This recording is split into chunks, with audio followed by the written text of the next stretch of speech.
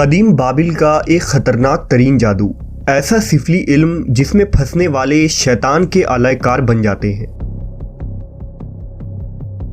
اس جادو کا تعلق فرعون سے کیسے جا ملتا ہے؟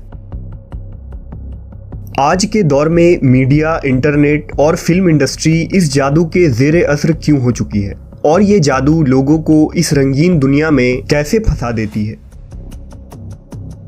اس ویڈیو میں ہم جادو کے سب سے قدیم اور خطرناک ترین قسم یعنی قبالہ جادو کے پر اسرار تاریخ کو جانیں گے۔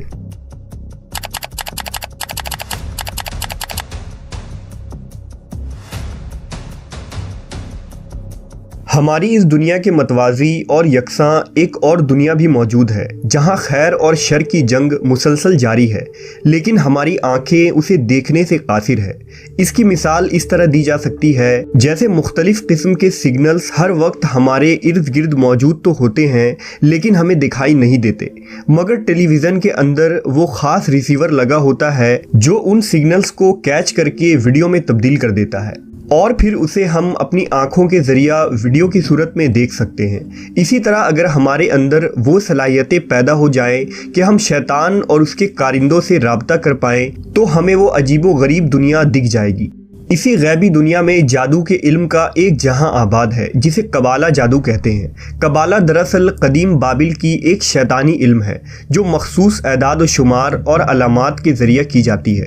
قبالہ جادو سے جڑے لوگوں کی دنیا باہر سے تو رنگین، حسین اور خوبصورت نظر آتی ہے، لیکن اندر سے بہت گھناؤنی ہوتی ہے۔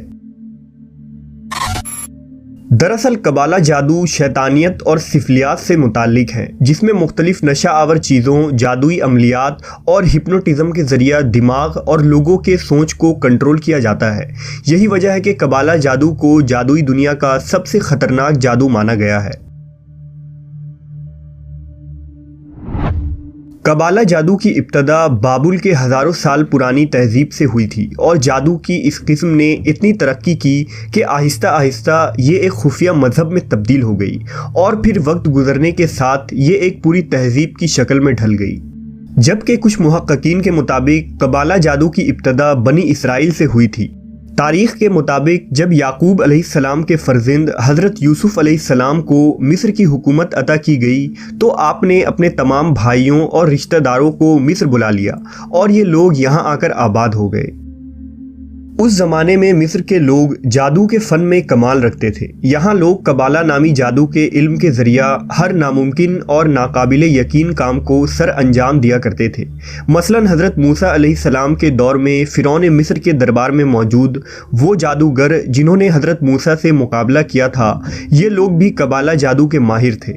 اسی طرح گوسالہ پرستی اور اپنے جادو سے لوگوں کو شرک میں مبتلا کرنے والا سامری جادوگر بھی اسی قبالہ جادو کا استعمال کیا کرتا تھا۔ اسی طرح نمرود اور فرعون کے وہ درباری کاہن اور نجومی جنہوں نے انہیں یہ بتایا تھا کہ ایک بچہ ایسا پیدا ہونے والا ہے جو ان کی سلطنت کے خاتمے کا سبب بنے گا، یہ پیشن گوئی بھی قبالہ جادو کے ذریعے ہی کی گئی تھی۔ لیکن ایک وقت ایسا آیا کہ حضرت موسیٰ علیہ السلام کو اللہ نے حکم دیا کہ وہ اپنے قوم یعنی بنی اسرائیل کو لے کر فلسطین کی طرف ہجرت کر جائیں۔ لہٰذا حضرت موسیٰ بنی اسرائیل کو سمندر کے راستے نجات دلوا کر مصر سے نکل گئے، اور فرعون اپنے لشکر سمیت سمندر میں غرق ہو گیا۔ حضرت موسیٰ بنی اسرائیل کے ساتھ فلسطین میں آباد ہو چکے تھے۔ چونکہ بنی اسرائیل نے مصر میں کئی برس گزارے تھے اور قوم فرعون میں رہے تھے، اس لیے ان کے اندر بھی غرور و تکبر، ماہر جادوگروں کا علم اور دنیا پر حکمرانی کے حربے آ گئی تھی۔ اس لیے فلسطین آ کر بنی اسرائیل رفتہ رفتہ سرکش اور نافرمان بن گئے، اور مصری جادوگروں سے سیکھے گئے قبالہ عملیات اور جادو کو اپنے مقاصد کے لیے استعمال کرنے لگے۔ بنی اسرائیل نے جادو میں مصری جادوگروں سے بھی زیادہ مہارت حاصل کر لی، اور اسے اپنے دشمنوں اور مخالفوں کو نقصان پہنچانے کے لیے استعمال کیا۔ یہاں تک کہ حضرت سلیمان علیہ السلام کا دور آیا۔ اللہ نے آپ کو عظیم الشان سلطنت کے علاوہ جنات پر بھی حکومت عطا فرمائی تھی۔ لہٰذا جب حضرت سلیمان کی وفات ہوئی تو بنی اسرائیل کے قبالہ جادوگروں نے لوگوں کو ورگلانا اور بہکانا شروع کر دیا، اور انہیں بتایا کہ نعوذ باللہ سلیمان علیہ السلام کے پاس قبالہ جادو کا علم تھا، جس کے ذریعہ وہ جنات کو اپنے قابو میں کر لیا کرتے تھے۔ लिहाजा यहूदी उन जादूगरों के बातों में आकर कबाला जादू को रूहानियत के तौर पर सीखने लगे। यहाँ तक कि जादू की किताबों को मुकद्दस किताबों का दर्जा दे दिया गया और उन्हें हैकल सुलेमानी में रख दिया गया। मुसलसल अल्लाह की नाफरमानियों की वजह से इस कौम पर अल्लाह का अजाब नादिल हुआ और यहूदी रियासतों पर बुख्त नसर और टाइटस रोमी ने 2 तबाहकुन हमले किए, जिसमें हैकल सुलेमानी मुकम्मल तौर पर तबाह हो गया। लाखों यहूदी कत्ले आम किए गए और जो जिंदा बचे वो मजबूरन फ़लस्तीन छोड़कर दूसरे इलाकों में हिजरत कर गए। इन तारीखी वाक़यात और जंगों के दरमियान कबाला जादू की वो तमाम किताबें हैकल सुलेमानी के मलबों तले कहीं दब कर रह गईं। लेकिन फिर 18वीं सदी में उन बचे कुचे यहूदियों ने मिलकर एक तंजीम की बुनियाद रखी, जिसका नाम नाइट टेम्पलर्स रखा गया। इस तंजीम का मकसद हैकल सुलेमानी के मलबे तले मौजूद जादुई किताबों को तलाश करना था और ये लोग निहायत शातिराना अंदाज से इसमें कामयाब भी हो गए, जिनमें कबाला जादू और पुर इसरार रसूमात का तमाम इल्म था। उन सब किताबों को हासिल करके उनकी गैर मामूली ताकतों का फ़ायदा उठाकर दुनिया पर हुक्मरानी करना उन नाइट टेम्पलर्स का मकसद था। ये लोग ईसाइयों के साथ मिलकर सलीबी जंगों में भी शामिल होते रहे और ख़ुद को उन्हीं का हिस्सा यानी ईसाई जाहिर करके दुनिया पर हुक्मरानी के ख्वाब देखते रहे, मगर सुल्तान सलाउद्दीन अयूबी जैसे मुस्लिम हुक्मरान के होते हुए उनके ये नापाक अज़ाइम कामयाब न हो सके। चुनांचा जब ईसाइयों को उन नाइट टेम्पलर्स के यहूदी होने का पता चला तो उन्हें कत्ल करना शुरू कर दिया गया,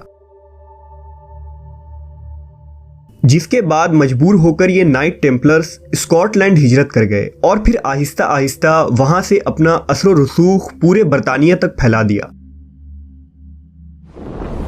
बहुत जल्द ही ये लोग दुनिया के तमाम वसाइल पर काबिज होना शुरू हो गए, यहाँ तक कि जायदाद, किलों, जागीरों और दुनिया भर के तमाम वसाइल पर इनका कब्जा हो गया। ये तंजीम दुनिया भर के तरबियत याफ्ता और तजुर्बाकार लोगों पर मुश्तमिल हो गई। इस तंजीम का सरबराह ग्रैंड मास्टर कहलाता है और उनके नायब मास्टर कहलाते हैं। ग्रैंड मास्टर का हुक्म उनके लिए खुदा का दर्जा रखता है। इन नाइट टेम्पलर्स ने ही यूरोप में सूद की इब्तिदा की और इस तरह बैंकिंग सिस्टम की शुरुआत हुई।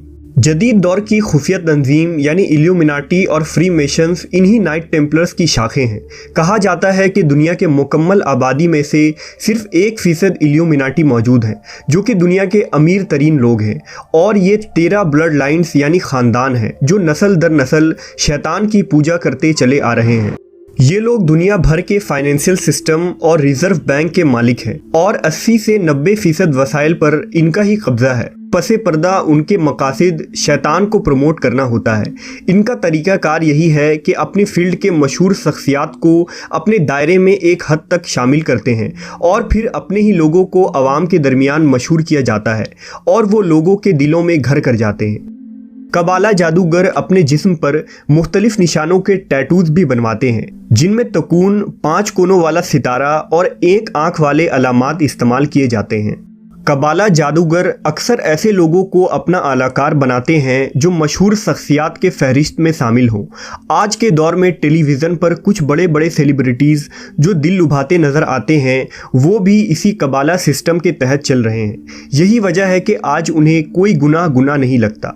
बेपर्दगी और बेहयाई उन्हीं चमकते हुए सितारों की वजह से आम की जाती हैं। लोग अपने दीन और मज़हब पर अमल करने के बजाय उन स्टार्स के नक्शे कदम पर चलते दिखाई देते हैं। कई मूवीज़, डांस और गाने कबाला जादू की मदद से ही तरतीब दिए जाते हैं। यही वजह है कि जब लोग उसे सुनते हैं तो इस कदर मगन हो जाते हैं कि उन्हें दुनिया की कोई खबर ही नहीं रहती। उन्हीं म्यूज़िक के ज़रिया लोगों के जहन में कबाला के असरार सरायत की जाती है और लोग बड़ी आसानी से इस जादू के शिकार हो जाते हैं। उन गानों में बेहयाई, बेशर्मी, फहाशी, कुफ्र, शिर्क, यहाँ तक कि शैतान की पूजा तक की बातें होती हैं, जो लोग बग़ैर समझे और बग़ैर गौर किए उसे 24 घंटे सुनते हैं और उसके असर में गिरफ्तार हो जाते हैं। इसके अलावा सोशल मीडिया पर मौजूद पोस्ट, रील्स और बेशुमार मवाद ऐसे मौजूद हैं जिनका मकसद ही यूज़र्स को खुदा से दूर और शैतान और उसके पैरोकार से मज़ीद करीब कर देना है। उन्हें अपनी ज़िंदगी पर गौर व फिक्र और ज़िंदगी के मकसद पर सोचने के बजाय घंटों फजूलियात पर वक्त का ज़ाय करवाना है। गुनाहों के जाल में फंसाकर उन्हें इस कदर मसरूफ़ कर देना है कि वो शैतान के आलाकार बनकर मौत और उसके बाद की ज़िंदगी तक को भूल जाएं, जो एक तल्ख हकीकत है। آج یہ قبالسٹ جو میڈیا پر بھی پوری طرح کنٹرول رکھتے ہیں، وہ دنیا میں رونما ہونے والے حالات کو ہمیں اس طرح دکھاتے ہیں جیسے شیطان کے یہ پیروکار ہمیں دکھانا چاہتے ہیں۔ آج حال یہ ہے کہ خود مسلمان توہم پرست بن کر قرآن و حدیث سے دور ہو چکا ہے، جبکہ شیطان کے ہر شر اور چالوں کا حل قرآن کریم میں موجود ہے۔ لیکن ہر کمال کو ایک دن زوال ضرور ہے۔ بہت جلد یہ تمام فتنے اپنے